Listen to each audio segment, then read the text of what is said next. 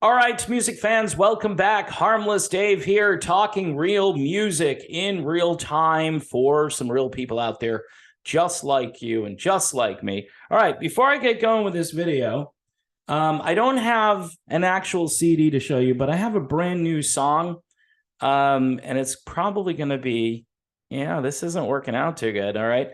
But this is the band Cry, and I'm getting all kinds of reflection here, but this is their brand new song. It's called Spreading Fire. It is courtesy of the folks over at Frontiers Music. They don't have an album out yet for 2023, but I believe an album is coming soon, and it's called Cry 3.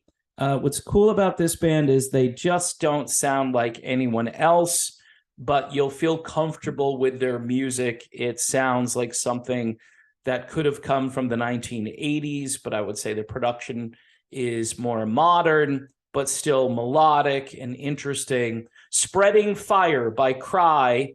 I used to call them Cray. You spell it Creye, and that's where they get Cry. I actually said to one of the guys, I don't know. The spelling, I get why they did it that way, but a lot of people just are like, how do you pronounce this? Cree, just, So anyway, check them out. I've had them on the show. Another fine band from Sweden who doesn't sound like really anyone else. Not even Journey. They don't sound like Journey, okay? And so the gift that keeps on giving, speaking of Journey, Neal Schon has said some interesting things about Jonathan Cain. So yes, my Patreon feed was blowing up, and people are like, "Hey, did you see this?" Neal Schon says that Gregg Rolie will definitely be there for the 50th anniversary, which I kind of already knew. I based on what I've read and some of my inside information that I have. I think there was one hang up or one thing that might get in the way of Gregg Rolie showing up at a Journey concert. I don't know if Gregg is going to be playing every gig, but this is what Neal Schon says over on Facebook, responding to a fan. He says, I am so, that's in capital letters, I am so looking forward to this. So Neal says, or actually that's the fan who says, I'm so looking forward to Gregg Rolie. I put it out in a video, and that video kind of went viral. For me anyway, compared to other channels, it just, anyway, folks, that's another video. Anyway, in response, Neal wrote, you'll be seeing him. The fan said he's the better keyboard player and co-founder. It only seems right. So Neal isn't saying that Gregg is the better keyboard player, but the fan who chimed in is saying that. So anyway, it's a breaking news story because Neal confirms that you'll be seeing him. So at this point, I don't know how you wouldn't be seeing him if Neal says he's going to be there. Now, the big question that people keep asking me, how are these guys going to all be on stage together? It's not as if Neal agreed with this fan and said, yeah, you're right, he's the better keyboard player. But the fact that he comments on what this guy says and doesn't correct him, doesn't say something like, yeah, they're both really great keyboard players. And John, if you remember, was recommended by Gregg Rolie to become Journey's keyboard player way back in the day when things were still interesting for Journey, when they had great chemistry. And now a lot of people are just complaining, which I get it. They're complaining, hey, this is a band way past their prime, and they're just causing all kinds of turmoil and problems, and they can't get their act together. And yeah, I've been covering this for quite some time, and this has been Journey really for the past 5 years, with a little break during the Thingdemic and also during the tour last year, which I think went pretty well. But maybe these guys during that tour realized even more that they don't like each other. And so the gloves were off, and people are basically thinking that, there's no way that these guys can be on stage together. All I can say is that there's a good chance that everybody's going to be on stage together and that everybody is going to be okay with it. Now, there could be, a little bit of, shall we say, competition now that you've got Gregg and John. And don't forget about Jason Durlatka. Say these guys have a big blowout fight and they both walk off stage, which you don't know. You don't know what's going to happen. I think this adds to the drama, and it doesn't hurt ticket sales. I keep saying this, and as much as people who are looking for chemistry and harmony, no, you're not going to see any chemistry or harmony here.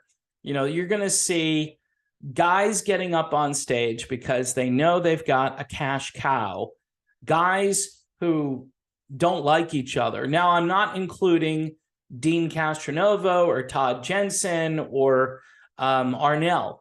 Arnel Pineda is blameless. He is a good guy. And I'm wondering, if I'm Arnel, how much drama do I want to be in the middle of? He probably never thought, hey, I'm going to sing for this band, and this band will be almost as famous for the drama as they are for Don't Stop Believin' or whatever Journey song happens to be your favorite song. It's tragic. Yeah, in the real sense, it's tragic.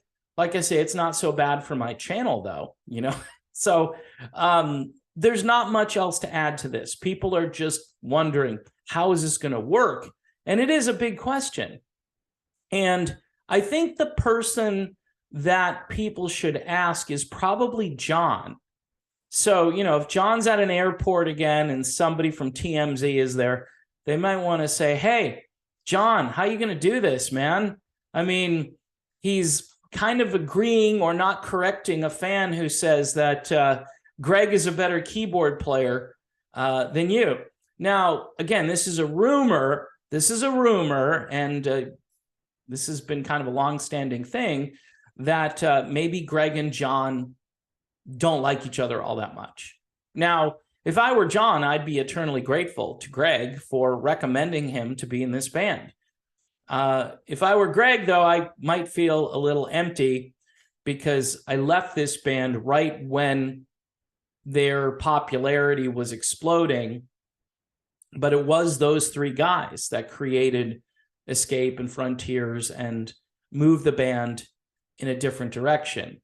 Personally, I love the years between Infinity and Departure. I love those years. I mean, if you go back and really soak up those albums, there's a raw energy there that isn't quite the same, especially after Escape. Escape kind of held on to some of that raw energy, but Frontiers is a great album, but it's somewhat like Escape with more 80s production value on it.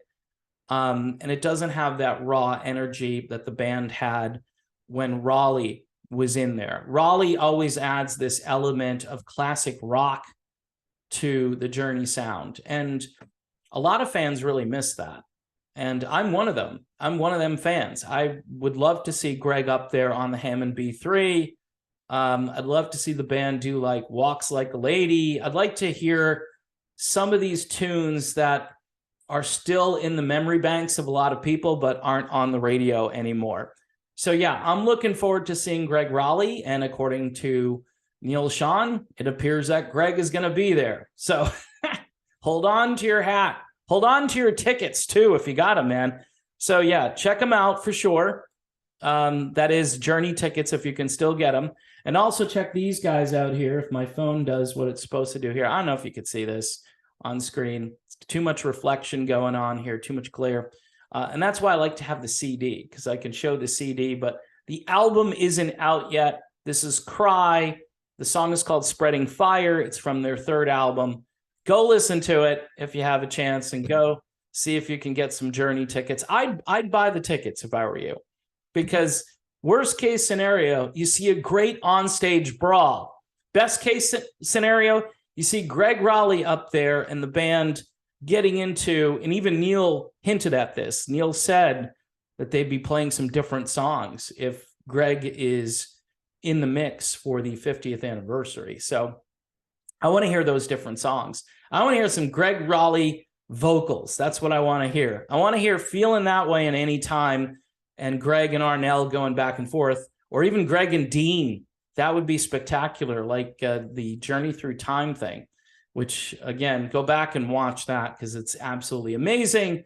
And that, to me, is the essence of Journey right there, because it's much more organic, and I really like Dean on lead vocals, and Gregg is a rock and roll Hall of Famer twice. So you know what I mean? The guy is just a top-notch musician and a legend. And anyway, folks, thanks for watching. Don't forget to subscribe to the channel, and I will see you soon.